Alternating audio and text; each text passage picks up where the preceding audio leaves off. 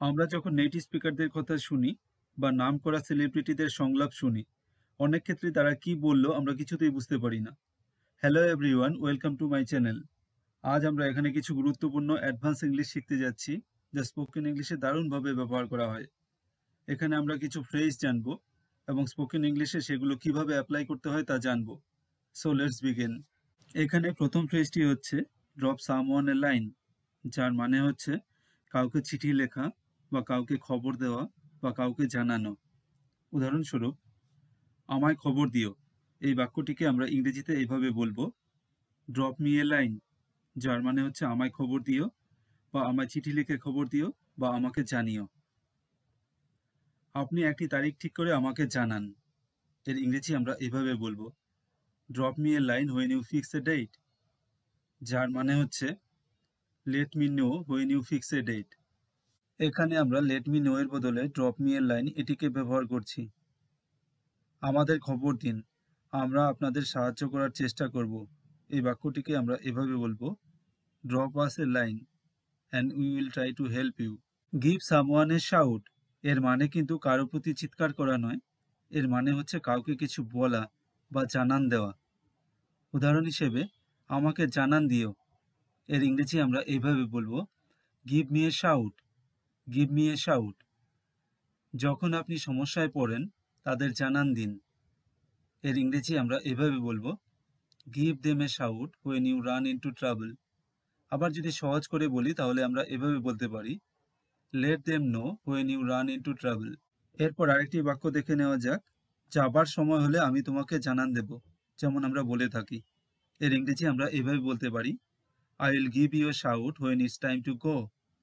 Hit someone up, hit মানে কিন্তু আঘাত করা, তো এখানে কিন্তু কাউকে আঘাত করা নয়। এখানে হিট সামওয়ান আপ মানে হচ্ছে কারো কাছে কিছু চাওয়া। উদাহরণ হিসেবে, আমার কাছে চাও, এই বাক্যটিকে আমরা এভাবে বলতে পারি, হিট মি আপ, আমার কাছে চাও। সে আমার কাছে 5,000 টাকা চাইল। এর ইংরেজি আমরা এভাবে বলতে পারি, he hit me up for 5,000 rupees. তবে সাধারণ ক্ষেত্রে আমরা এমন করে বলি, he asked me for 5,000 rupees. আমাকে কমেন্টে জানাও, বিশেষ করে টুইটারে বা সোশ্যাল মিডিয়াতে আমরা এমন করে বলি। এর ইংরেজি হবে, hit me up on X, বা এমন করে, let me know in the comments. এবারের ফ্রেজটি হচ্ছে ইন হট ওয়াটার, যার মানে হচ্ছে গরম জলে নয়, যার মানে হচ্ছে কঠিন পরিস্থিতিতে বা খুব ঝামেলায়। ইন ডিফিকাল্ট সিচুয়েশন, এমন সিচুয়েশন যে কিছু শাস্তি হতে পারে। উদাহরণস্বরূপ, আমি খুব ঝামেলায় আছি। এর ইংরেজি আমরা এইভাবে বলবো, I M in hot water. এরপর এই বাক্যটি, রাজনৈতিকভাবে স্পর্শকাতর ইস্যু তৈরি করার জন্য সে নিজেকে খুব ঝামেলায় ফেলেছে। এর ইংরেজি আমরা এইভাবে বলবো, he has found himself in hot water for making politically sensitive issues. তার অবৈধ কাজ তাকে কঠিন পরিস্থিতিতে ফেলতে পারে। এর ইংরেজি হবে, his illegal activities could land him in hot water. এবারের ফ্রেজটি হচ্ছে কাউন্ট অন সামওয়ান।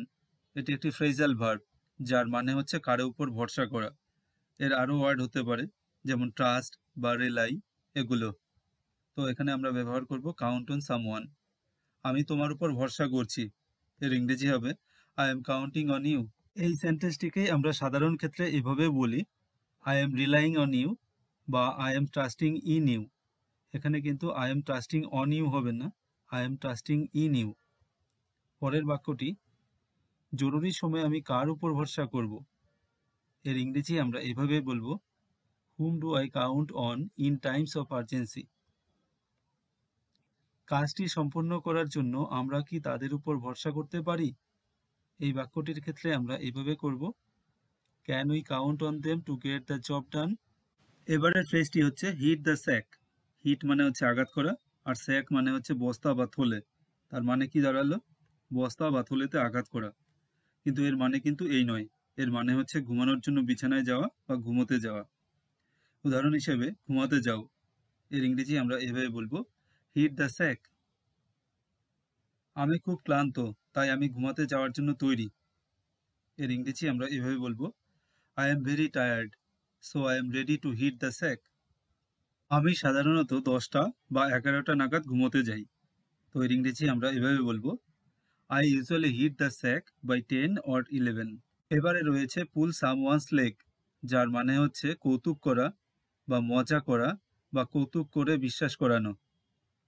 আমি শুধু কৌতুক বা মজা করছি, যেমন আমরা বন্ধু-বান্ধবদের সাথে মজা করি, তখন আমরা বলতে পারি, "I am just pulling your leg." এটা কি সত্যি? নাকি তুমি আমার সাথে মজা করছো? এর ইংরেজি আমরা এভাবে বলতে পারি, "Is it true or are you pulling my leg?" দয়া করে আমার সাথে মজা করা বন্ধ করো। এর ইংরেজি আমরা এভাবে বলবো, "Please stop pulling my leg."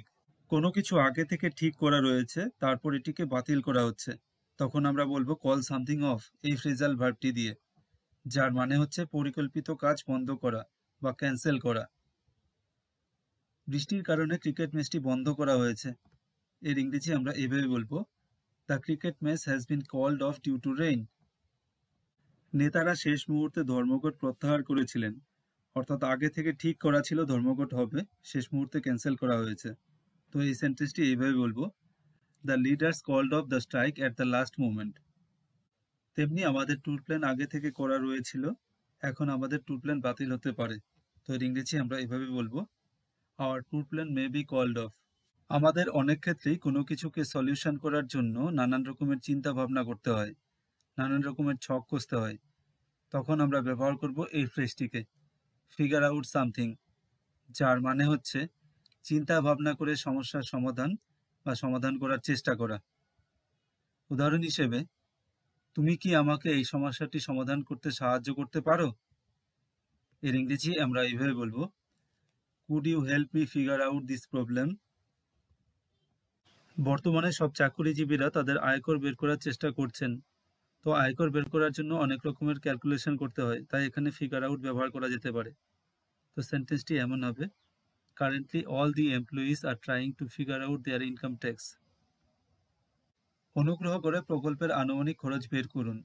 তো যে কোনো প্রকল্পের খরচ বার করতে গেলে যথেষ্ট কষ্ট করতে হয়, তাই এখানে আমরা ফিগার আউট ব্যবহার করব।